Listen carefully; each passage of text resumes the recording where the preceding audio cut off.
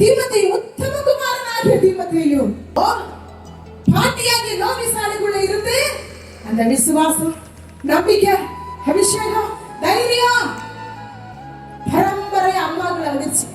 லோவிசாள் பெத்த மகன் ஐனேக்கியா அவங்களுக்கு வந்துருச்சு.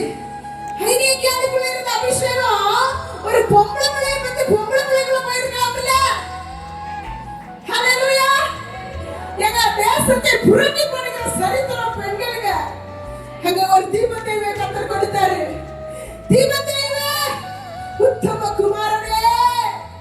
ஹalleluya.